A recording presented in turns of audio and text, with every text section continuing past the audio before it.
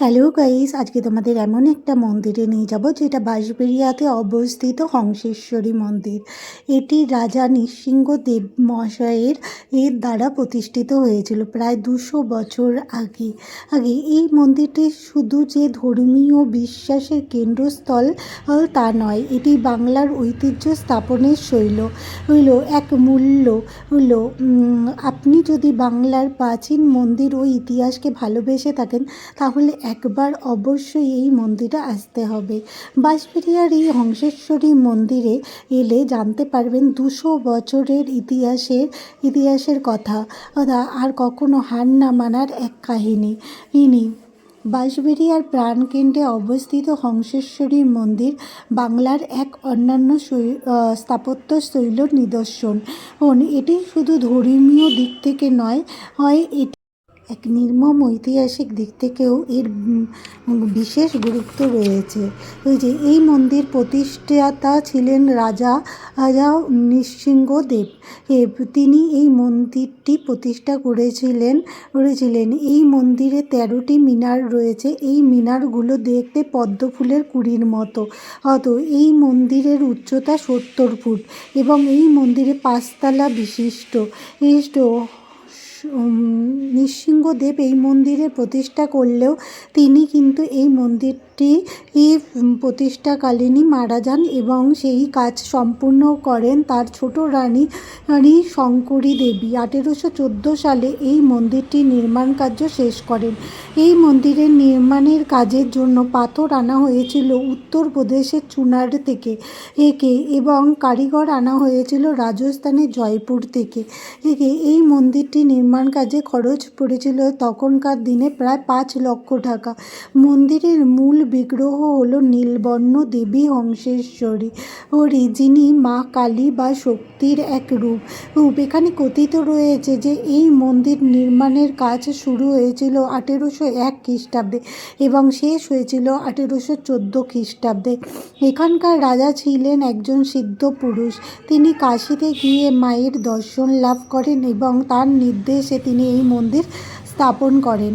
কাশী থেকে একটি নিম কাঠের গুঁড়ি নাকি ভেসে এসেছিল, সেটি দিয়েই মায়ের বিগ্রহ তৈরি করা হয়েছিল।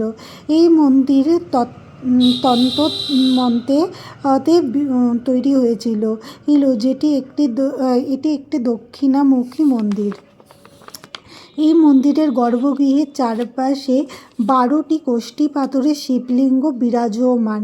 মন্দিরের প্রধানচূড়ার নিচে একটি সাদা মার্বেলের শিবলিঙ্গ প্রতিষ্ঠিত রয়েছে। এই মন্দিরে শিব ও শক্তি একসঙ্গে বিরাজমান, তাই এই মন্দিরটির নাম হংসেশ্বরী মন্দির। মূল মন্দিরের পূর্ব দিকে অবস্থিত আরও একটি অনন্ত বাসুদেব মন্দির, যেটি সুন্দর টেরাকোটা কাজের একটি নিদর্শন। এই মন্দিরের দেওয়ালের দিকে ভালো করে খেয়াল করলে দেখতে পাবে যে এখানে কৃষ্ণর বাল্যকালের বিভিন্ন চিত্র খুব সুন্দরভাবে ফুটে উঠেছে।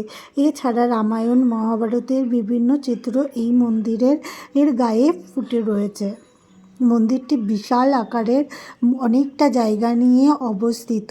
তার জন্য এই মন্দিরটি ঘুরে দেখতে আমার তো ভীষণ ভালো লাগছিল। তোমাদের কেমন লাগছে তোমরা অবশ্যই জানিও।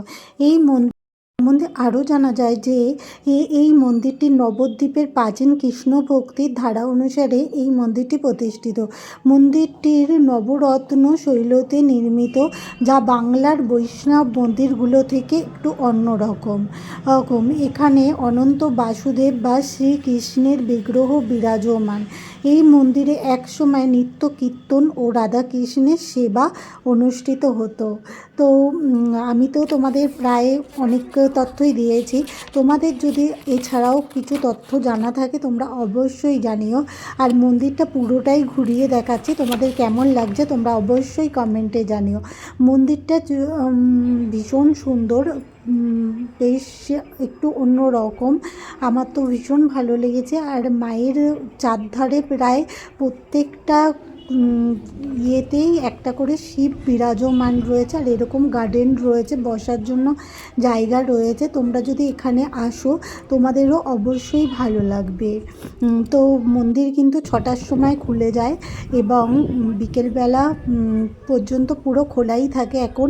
আর তোমরা যদি ভোগ খেতে যাও তাহলে অবশ্যই তোমরা 1টার মধ্যে এই মন্দিরে আসার চেষ্টা করবে।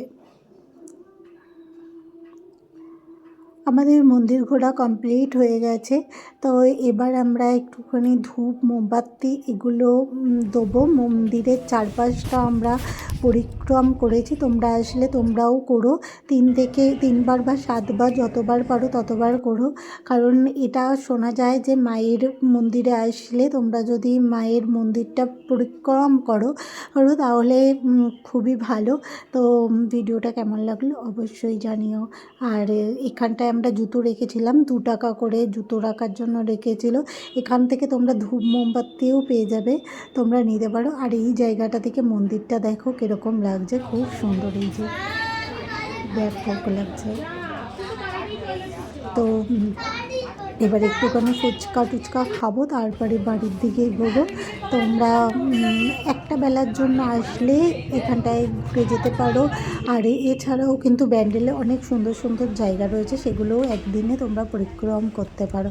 তো চলো আজকের মতন এখানেই শেষ করলাম। আমাদের টোটো দাদা এখনও দাঁড়িয়ে রয়েছে। আমরা কিন্তু এখানটায় 2 ঘন্টার জন্য ওনাকে বলে গেছিলাম আমরা 2 ঘন্টা ওখানে ঘুরবো। 2 ঘন্টা আমাদের কমপ্লিট হয়ে গেছে। এবার আমাদের ব্যান্ডেল স্টেশনে ছেড়ে দেবে আর আমরা বাড়ির দিকে রওনা করবো। এখানেই শেষ করলাম। সবাই ভালো থেকো, সুস্থ থেকো, টাটা বাই বাই।